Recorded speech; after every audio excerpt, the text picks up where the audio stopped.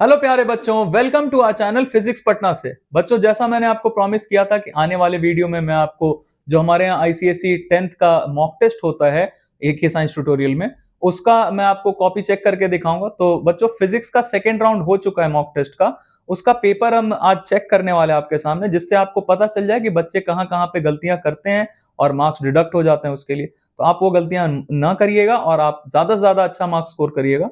और बच्चों, एक चीज और था लोगों का डाउट कि सर हाफ मार्क्स तो डिडक्ट होते नहीं है बोर्ड्स में, तो इज इट पॉसिबल? बच्चों, ये बिल्कुल पॉसिबल है, क्योंकि ऑब्वियसली आप कोई न्यूमेरिकल अगर आप पूरा का पूरा सही बनाते हैं, 2 मार्क्स का न्यूमेरिकल है और आप कहीं यूनिट छोड़ देते हैं, तो ऑब्वियसली उस यूनिट छोड़ने के लिए आपका 1 मार्क्स तो डिडक्ट किया नहीं जाएगा, 1 मार्क्स, है ना। तो इट इज क्वाइट पॉसिबल कि आपका हाफ मार्क्स डिडक्ट हो, और लास्ट में जब सम टोटल किया जाता है ना, तो उसको राउंड ऑफ कर दिया जाता है ना। तो खैर, ये सारी बातें छोड़ते हैं और मैं आपको पहले पेपर दिखाता हूं और उसके बाद चेक करके दिखाऊंगा, है ना। तो बच्चों, ये है हमारा पेपर। तो इसमें जो सेक्शन ए है जो कि कंपलसरी होता है, उसमें क्वेश्चन नंबर 1 तो it is totally option based. तो इसमें आप तो एक ऑप्शन या 2 ऑप्शन जो भी सही रहता है, तो इसमें कोई कंफ्यूजन का सवाल ही नहीं उठता है, जो कि आप कर सकते हो। तो मैं आपको क्वेश्चन नंबर 2 से चेक करके बताता हूँ कि कहाँ कहाँ पे क्या क्या चीज लिखना है, क्या नहीं छूटना चाहिए, ये सारा चीज, है ना। जैसे पहला क्वेश्चन देखिए क्या है। A uniform plank 8 metre long is balanced on a pivot at its center. Pivot मतलब बच्चों फिक्स्ड होता है ना। तो a boy weighing 60 kgf sits at distance 2.5 meter from the pivot मतलब fixed point जो कि हमारा axis of rotation होगा.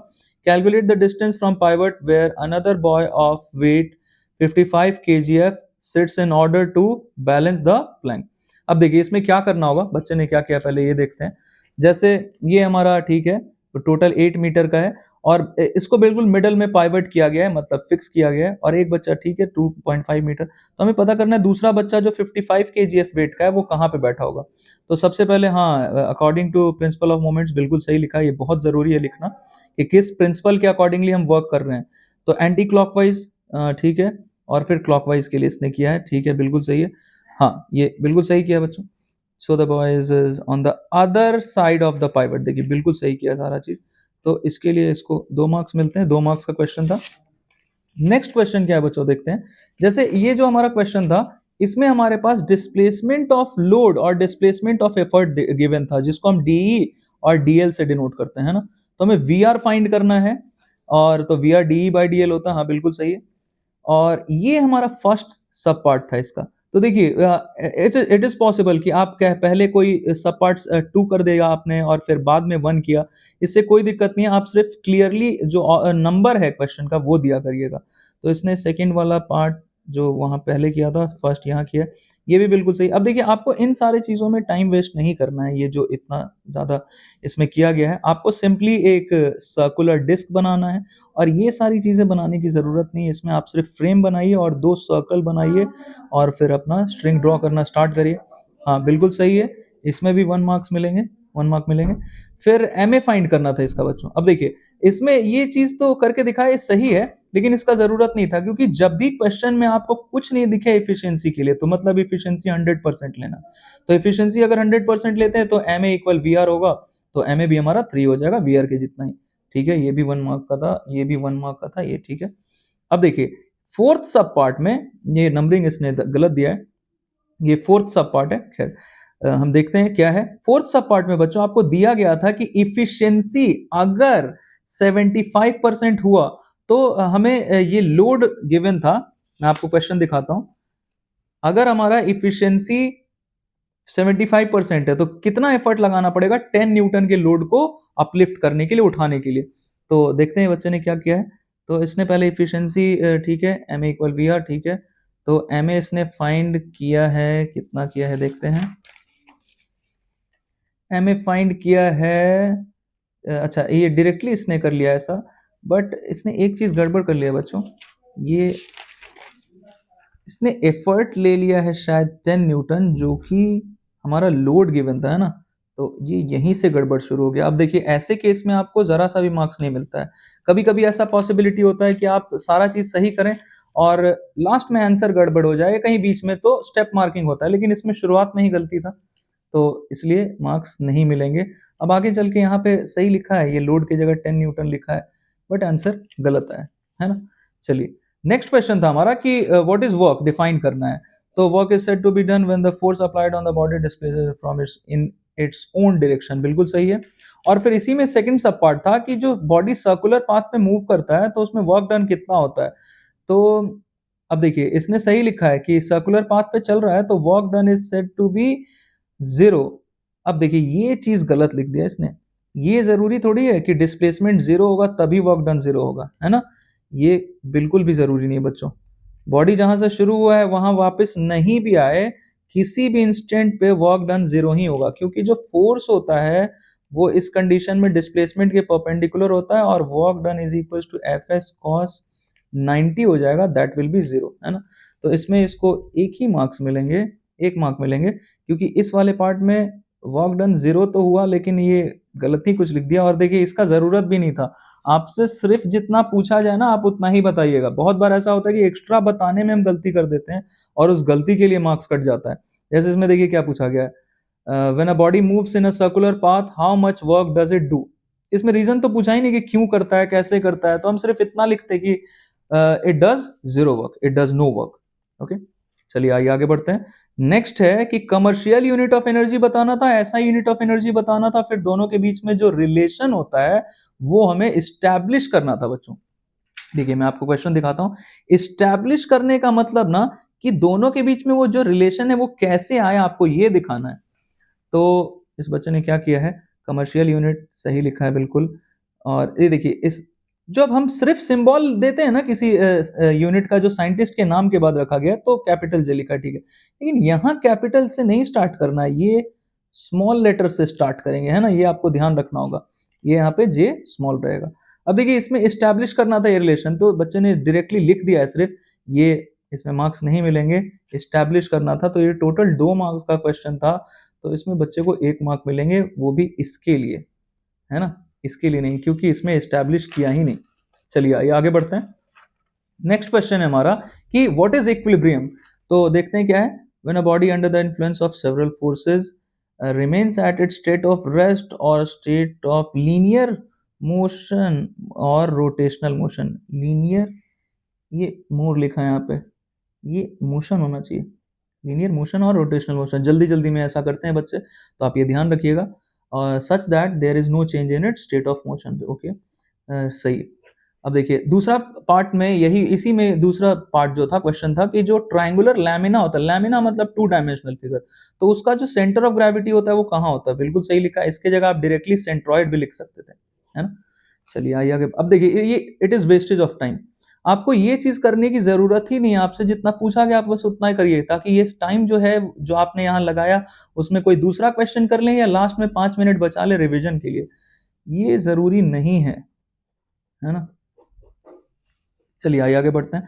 नेक्स्ट क्वेश्चन था हमारा कि ऐसा कौन सा लेंस होता है जिसमें हमें इमेज सेम साइज का मिलता है एज ऑफ द ऑब्जेक्ट। तो ऑब्वियसली कॉन्वेक्स लेंस में ही एक ऐसा केस है जिसमें जब हम 2f1 पे ऑब्जेक्ट को रखते हैं तो इमेज भी हमारा 2f2 पे मिलता है और सेम साइज का मिलता है। अब देखिए सेकंड पार्ट इसमें यही था कि ऑब्जेक्ट को कहाँ रखना होगा, तो 2f1 पे, बिल्कुल सही है। 2 मार्क का क्वेश्चन था, मार्क्स का, इसको मिलते हैं 2 मार्क्स। नेक्स्ट क्वेश्चन क्या है बच्चों, मैं आपको दिखा देता हूँ। ये क्वेश्चन है कि 2 कॉपर वायर्स हैं, दोनों का लेंथ 1 मीटर 2 मीटर है और एरिया ऑफ क्रॉस सेक्शन दोनों का जो है वो रेशियो में दिया है 2:3। तो कंपेयर मतलब रेशियो निकालना है, देयर रेजिस्टिविटी गिविंग रीजन, और फिर देयर रेजिस्टेंसेस, दोनों का रेशियो निकालना है एक एक करके। तो देखते हैं क्या किया है। कॉपर वायर ए, कॉपर वायर बी, ठीक है, लेंथ दोनों का ठीक है, बहुत अच्छा तरीका है ये। लेंथ ए लेंथ बी ऐसे करके दे दिया ताकि कोई कंफ्यूजन ही नहीं रहे चेक करने वाले को भी। और फिर दोनों का एरिया ऑफ क्रॉस सेक्शन का रेशियो दिया है, बहुत अच्छे, दोनों अलग से बिल्कुल लिख दिया है। फिर दोनों का रेजिस्टिविटी क्या होगा, दोनों का मटेरियल तो सेम है तो 1:1, बिल्कुल सही है। और फिर दोनों का रेजिस्टेंस अलग अलग फाइंड किया, रो एल बाई ए करके ऐसे, हाँ बिल्कुल सही है। और फिर हाँ ठीक है बहुत अच्छा, very good.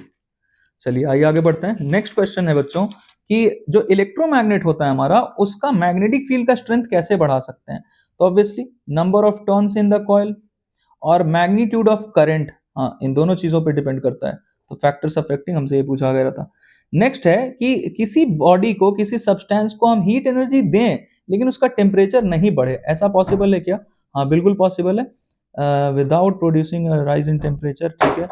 Specific latent heat, ठीक है।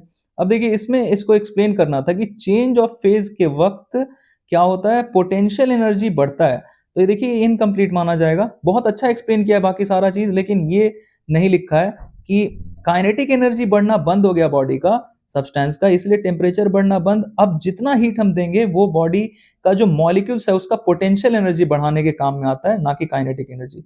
तो ये इनकम्प्लीट माना जाएगा बच्चों। अब देखिए ये सारा चीज जो लिखा है ना, ये सब नहीं भी लिखते तो चलता, लेकिन जो मैंने आपको बताया वो लिखना जरूरी था, तो इसमें 1 मार्क्स मिलते हैं, 1 मार्क मिलते हैं। 2 मार्क्स का था ये। चलिए आइए आगे बढ़ते हैं। ठीक है, ओके। नेक्स्ट, नेक्स्ट हमसे पूछा गया था कि जो मार्च करते हैं, जो आर्मी वाले होते हैं, आर्मी ट्रूप्स जो मार्च करते हैं, उनको एडवाइस दिया जाता है कि आप जब भी किसी सस्पेंशन ब्रिज से चल रहे हैं तो अपना स्टेप्स जो है उसको ब्रेक करें। ऐसा क्यों? तो बच्चों ये किस लिए होता है देख लेते हैं एक बार।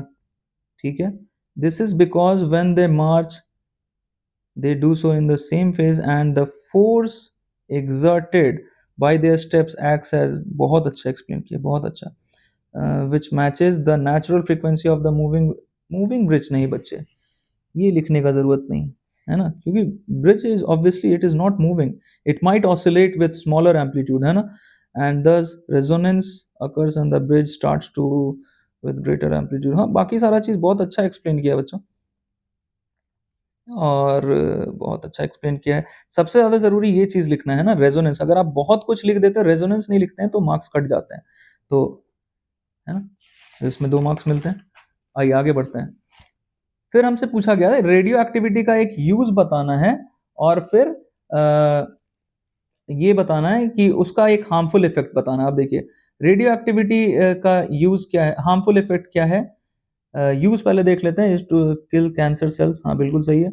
और फिर इसका cause genic mutation and several genetic, ठीक है, हाँ बायोलॉजिकल डैमेज कॉज करता है, हाँ सही है। Okay, next. अब देखिए सेक्शन बी, क्वेश्चन नंबर 4 है हमारा। हमसे इस क्वेश्चन नंबर 4 का सब पार्ट ए जो है ये पूछा गया है कि जो सिंगल मूवेबल पुली होता है उसका इफिशियंसी हमेशा 100% से कम होगा, ऐसा क्यों? तो पहला, the string is not negligible mass, हाँ चलिए ठीक है। दूसरा चीज, the friction between the rim and the string, मतलब जो हमारा सर्कुलर डिस्क होता है उसके बीच में, हाँ बिल्कुल सही है। नेक्स्ट क्वेश्चन है बच्चों, द बॉडी, हाँ हमसे क्वेश्चन इसमें ये पूछा गया है कि कोई बॉडी पे हम फोर्स लगाते हैं तो वो लीनियर मोशन कब करता है और रोटेशनल मोशन कब करता है। तो लीनियर मोशन कब करेगा, when the body is rigid free to move. ये सारी चीज लिखने की आपको जरूरत नहीं है, आप सिर्फ इतना लिखेंगे मार्क्स मिल जाएगा, फ्री टू मूव। और दूसरा है कि अप्लाइंग, ठीक है, when it is fixed at a point. बस आपको इतना लिखना है, 2 मार्क्स का था ये दोनों पार्ट्स मिला के। और फिर देखिए नेक्स्ट क्या है, हमें दिया गया है क्वेश्चन में कि एक ब्लॉक एंड टैकल सिस्टम है जिसमें टोटल नंबर ऑफ पुलिस 5 है, और आपको बताना है लोड दिया गया है, एफर्ट दिया गया है, और आपको एमए फाइंड करना था। बिल्कुल सही है, सही किया। अब देखिए वीआर फाइंड करने के लिए बच्चों क्या करते हैं, जब भी आपको ब्लॉक एंड टैकल सिस्टम का क्वेश्चन दिया जाए ना, आप सबसे पहले एफर्ट का डायरेक्शन ढूंढिए उसमें। अगर एफर्ट का कोई डायरेक्शन दिख रहा है तो ठीक है, नहीं दिख रहा है तो आप वही लेंगे जो आपके लिए कन्वीनियंट है, that is in downward direction. और जब भी डाउनवर्ड डायरेक्शन में एफर्ट होता है तो वीआर हमारा नंबर ऑफ पुलिस के इक्वल होता है। तो इस बच्चे ने सही किया, बिल्कुल हमारा नंबर ऑफ पुलिस 5 है तो वीआर भी 5, बिल्कुल सही है। और फिर ये भी सही है, हाँ बिल्कुल सही। 3 मार्क्स का क्वेश्चन था ये। इफिशियंसी निकालना था लास्ट वाले पार्ट में, तो efficiency M A equal efficiency into V R होता है, उससे हमने ये किया। ओके सही। देखिए नेक्स्ट क्वेश्चन है हमारा बच्चों, मैं आपको ये क्वेश्चन दिखा देता हूँ क्या है क्वेश्चन। जैसे इसमें देखिए, a 50 gram force weight is given to you. यहाँ से पढ़ते हैं, ये शुरुआत यहाँ से है क्वेश्चन का। यूनिफॉर्म मीटर रूल है जिसका खुद का वेट 105 जीएफ है, and it is supported under 55 centimetre mark पे इसको सपोर्ट किया गया है, मतलब यही इसका एक्सिस ऑफ रोटेशन है। तो हमें पूछा गया है कि रूलर हॉरिजॉन्टल है या टिल्टेड है, और अगर टिल्टेड है तो उसका मोमेंट ऑफ फोर्स कितना है जिसके वजह से वो टिल्टेड है। अब आइए देखते हैं। तो हमारा वेट ऑफ मीटर रूल दिया गया है, ठीक है, जो कि यहाँ से ऑब्वियसली सेंटर ऑफ ग्रेविटी से मतलब 50 सेंटीमीटर मार्क से एक्ट करेगा, और 55 पे ये पाइवटेड है। तो हमसे पूछा गया कि will it be tilted, yes it will be tilted. Moment of force कितना है जिसकी वजह से टिल्ट हो रहा है, हाँ बिल्कुल सही है। तो ये बच्चों 1-1 मार्क्स दोनों में मिल जाते हैं। फिर आइए आगे बढ़ते हैं।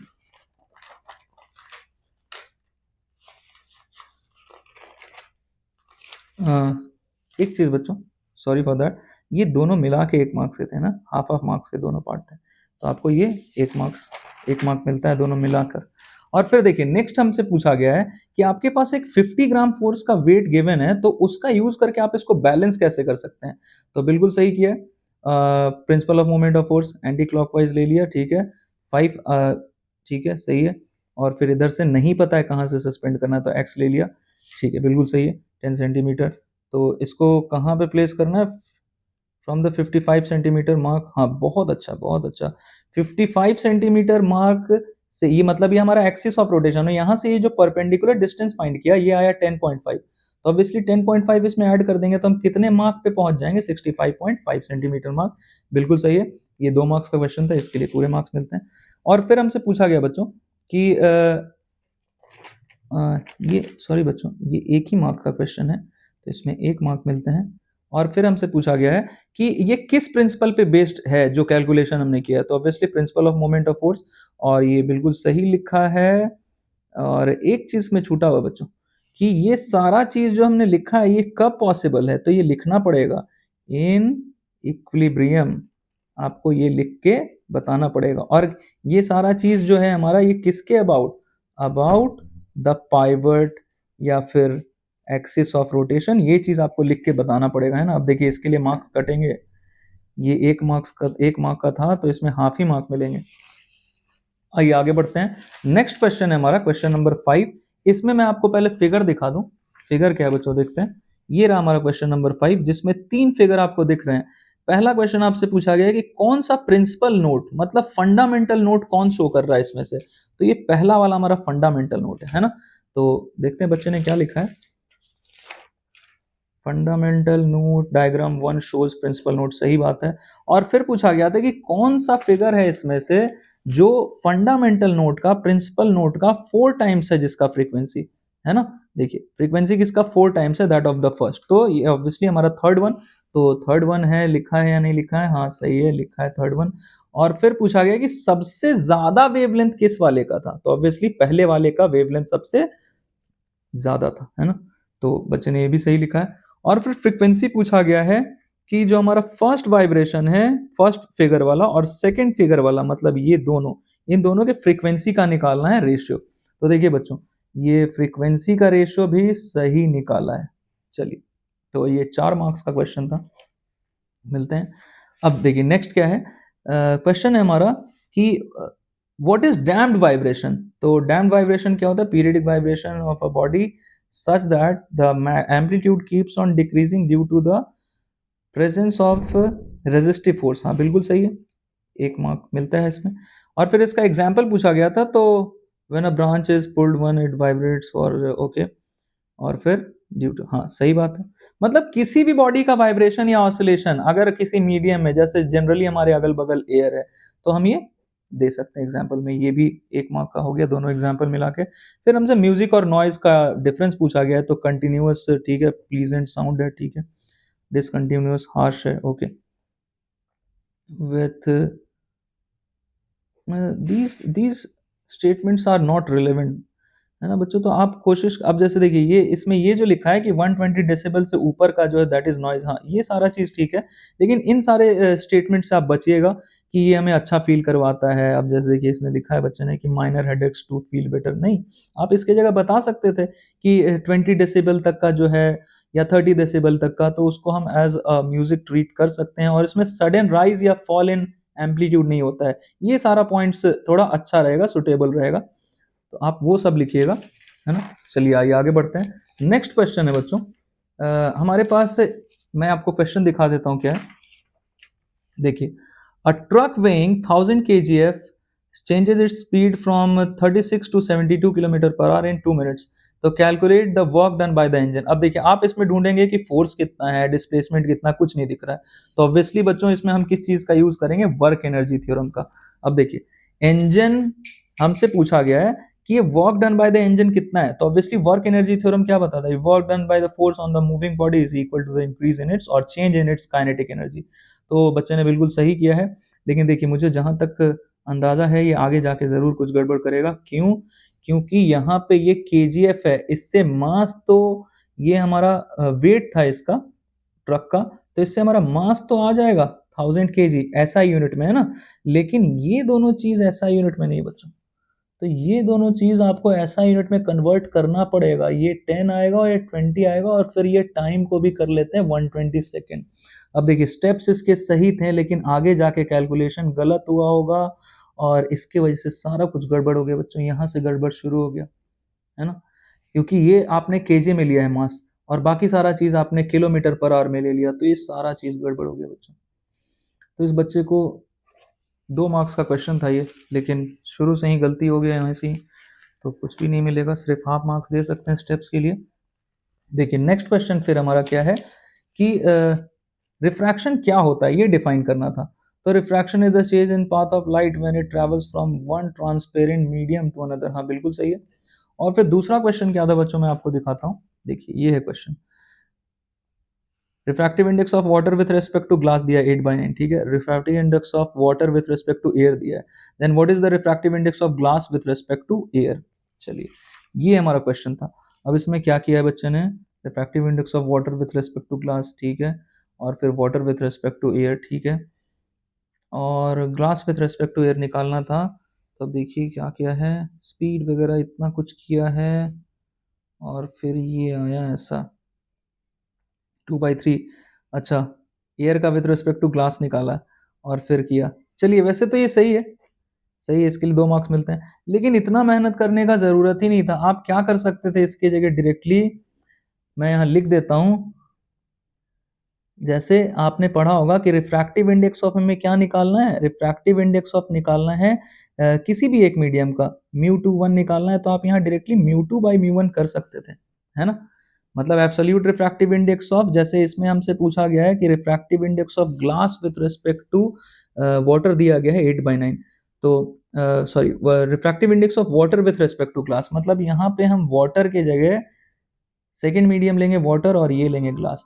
तो अगर हमें absolute refractive index second medium मतलब वाटर का अगर पता है और ग्लास का मतलब फर्स्ट मीडियम का एब्सोल्यूट रिफ्रैक्टिव इंडेक्स पता है, तब भी हम ये काम कर सकते थे। तो इतना मेहनत करने की ज़रूरत ही नहीं है ना?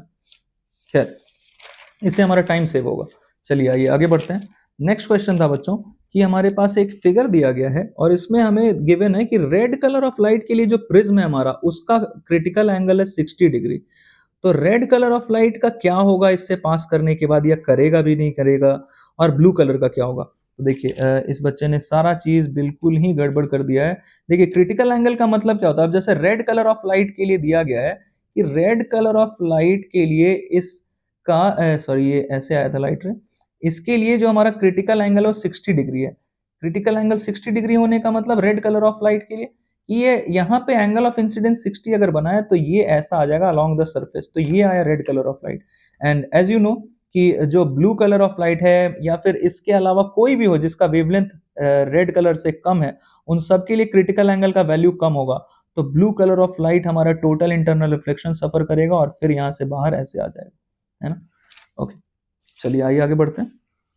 फिर नेक्स्ट था, हमसे क्वेश्चन पूछा गया था कि जो मैग्नीफाइंग ग्लास होता है हमारा, जो हम कॉन्वेक्स लेंस होता है हमारा जिसको हम as a magnifying glass use करते हैं, उसका रे डायग्राम बना के दिखाना था। देखिए इस बच्चे ने सही किया ये सारा चीज तो, और ये हमारा ऑप्टिकल सेंटर है, ठीक है, सारा चीज इसने सही किया। एरोज मार्क नहीं किया है। देखिए एरोज के बिना बच्चों आपको मार्क्स नहीं मिलते हैं, रे डायग्राम में मार्क्स कटते ही कटते हैं। और उसके बाद गलती क्या किया है, देखिए इसने यहाँ पे ऑब्वियसली ये हमारा, चलिए नाम तो बी ए लिया है तो ए डैश बी डैश, ठीक है, लेकिन जब भी कोई वर्चुअल इमेज बनता है ना, तो वर्चुअल इमेज को आपको डॉटेड लाइन से दिखाना है, क्योंकि ये तो एग्जिस्ट करता ही नहीं है, रियल होता तब सॉलिड दिखाते हैं। तो देखिए इसमें ये 2 मार्क्स का क्वेश्चन था, तो इसमें एरो छोड़ा, ये गलत किया, तो इसके लिए आपके 1 मार्क्स कट गया, है ना? एरोस के लिए हाफ मार्क्स तो कट ही जाएंगे और बाकी फिर इसके लिए, क्योंकि आपने सॉलिड लाइन बना दिया। चलिए आइए आगे बढ़ते हैं। नेक्स्ट क्वेश्चन क्या है बच्चों, देखते हैं। हमारे पास ये रहा क्वेश्चन, देख लेते हैं एक बार। An object is placed at a distance of twice the focal length of a convex lens of power 5 dioptre, what is the focal length. ठीक है, फोकल लेंथ कैसे फाइंड करते हैं आपको पता होगा। फोकल लेंथ क्या होता है, पावर क्या होता है, 1/4 फोकल लेंथ। हाँ ठीक है, बिल्कुल सही किया है। और फिर क्या कर दिया इस बच्चे ने, फोकल लेंथ तो दिया हुआ है, पावर तो दिया गया था ना, पावर दिया था 5 डायोप्टर। देखिए पावर दिया है ना, power is 5 dioptre.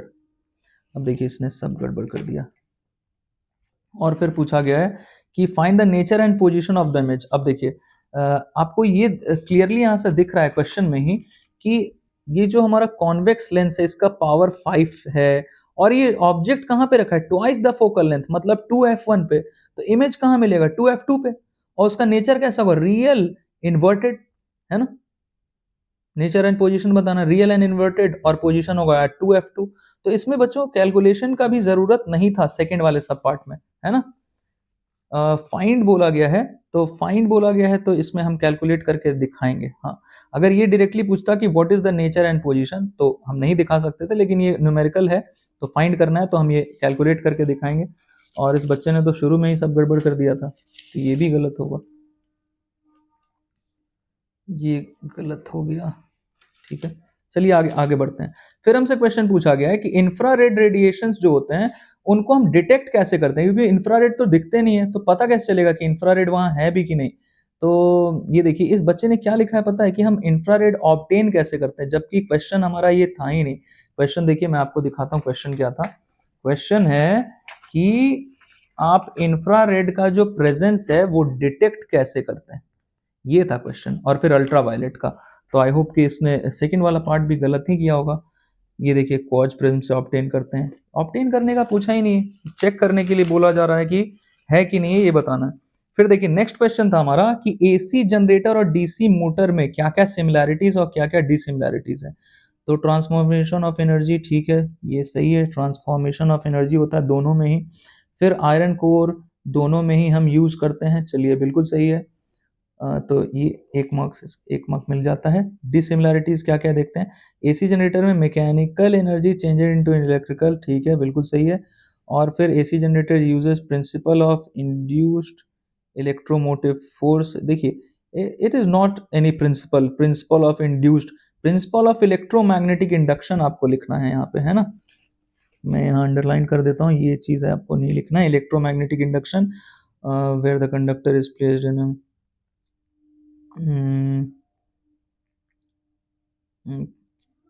It is irrelevant, है ना।